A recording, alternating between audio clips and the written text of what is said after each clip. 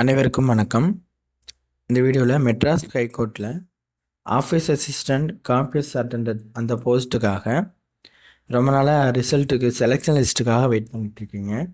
இப்போ இந்த சமயத்தில் நேற்று இரவு 21 ஏப்ரல் போல் என்ன பண்ணியிருந்தாங்கன்னா, இந்த examiner reader junior bailiff senior bailiff அந்த மாதிரியான போஸ்ட்டுக்கும் டிரைவர் போஸ்ட்டுக்கும் ரிசல்ட் வெளியிட்டிருந்தாங்க. அது ஒரு வீடியோ போட்டிருந்தோம். அந்த வீடியோ பார்க்காதவங்க டிஸ்கிரிப்ஷனில் கீழே கொடுத்துருக்கோம், போயிட்டு பார்த்து தெரிஞ்சுக்கோங்க ரிசல்ட்டை. அடுத்து ஆஃபீஸ் அசிஸ்டண்ட் காப்பியஸ் அட்டெண்டர் அப்புறம் அந்த வாட்ச்மேன் வசால்ச்சி இந்த போஸ்ட்டுக்கெல்லாம் நெக்ஸ்ட்டு என்ன அப்டேட்னு பார்க்குறதுக்குள்ளே தொடர்ந்து அதுக்கான அப்டேட்டும் மெட்ராஸ் ஹைகோர்ட் வெப்சைட்டில் ஒரு தகவல் வெளியிட்டிருக்காங்க. அதை பற்றின அந்த வீடியோவை மூலியமாக பார்க்கலாம் வாங்க. நம்ம சேனலில் இப்போ தான் ஃபஸ்ட் டைம் பார்க்குறீங்கன்னா சப்ஸ்கிரைப் பண்ணிவிட்டு பாருங்கள். தொடர்ந்து கவர்மெண்ட் ஜாப்ஸ் அப்டேட் கொடுத்துட்டு வந்துட்டுருக்கோம். இப்போது மெட்ராஸ் ஹைகோர்ட்டில் என்ன அப்டேட் கொடுத்துருக்காங்க அப்படின்னாக்க, அந்த நோட்டிஃபிகேஷன் நம்பர் 116லேருந்து 140 வந்து ஆஃபீஸ் அசிஸ்டண்ட் அண்ட் காப்பியஸ் அட்டெண்டருக்கானது. அந்த பதவிகளுக்கு விண்ணப்பித்தவங்க டாக்குமெண்ட் அப்லோட் பண்ண சொல்லிவிட்டு ஒரு இன்டிமேஷன் மாதிரி அவங்க இப்போ கொடுத்துருக்காங்க. அதை தொடர்ந்து அந்த வாட்ச்மேன், மசால்ஜி, கார்டனர் அந்த போஸ்ட்லாம் இருக்குது இல்லைங்களா, கிளீனிங்லெஸ் ஒர்க்கர், அவங்களுக்குமே அந்த பதவிகளுக்கு விண்ணப்பம் கொடுத்தவங்களும் உங்களுடைய டாக்குமெண்ட்ஸ் எல்லாத்தையும் அப்லோட் பண்ணுற மாதிரி ஒரு இன்டிமேஷன் மாதிரி கொடுத்துருக்காங்க.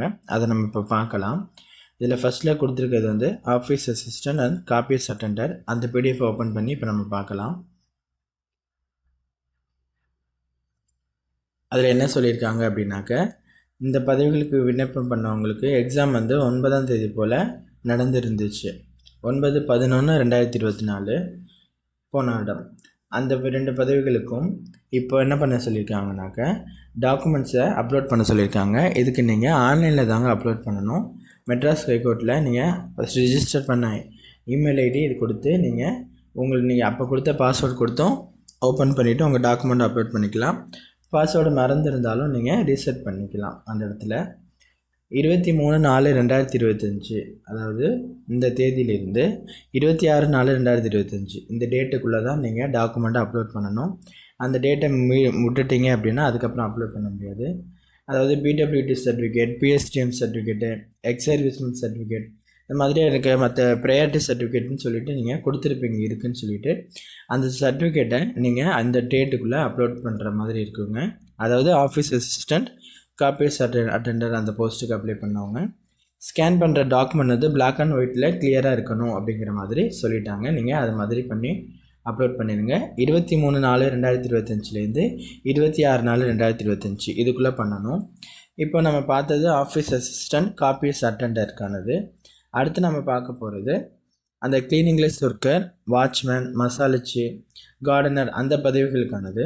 அவங்களுமே 23/4/2025லேருந்து 26/4/2025 தான் அவங்களும் டாக்குமெண்ட்டை அப்லோட் பண்ணணும். அவங்களும் ஆன்லைனில் தான் அப்லோட் பண்ணணும். அப்லோட் பண்ணுறதுக்கான டேட்டும் சேம் டேட்டு தான். பிளாக் அண்ட் ஒயிட்டில் ஸ்கேன் பண்ணுறது கிளியராக இருக்கணும் அப்படிங்கிற மாதிரி கொடுத்துட்டாங்க. அவங்க சொல்லியிருக்க அந்த டேட்டுக்குள்ளே நீங்கள் இந்த ஆஃபீஸ் அசிஸ்டண்ட் காப்பியஸ் அட்டெண்டர் அந்த பதவிகளுக்கு விண்ணப்பம் பண்ணவங்களும், இந்த வாட்ச்மேன், கிளீனிங்லெஸ் ஒர்க்கர், கார்டனர், மசால்ச்சி இந்த போஸ்ட்டுக்கெலாம் அப்ளை பண்ணீங்க இல்லையா, நீங்களும் அந்த 26ஆம் தேதிக்குள்ளே உங்கள் டீட்டெயில்ஸ் அந்த டாக்குமெண்ட்டை அப்லோட் பண்ணிவிடுங்க.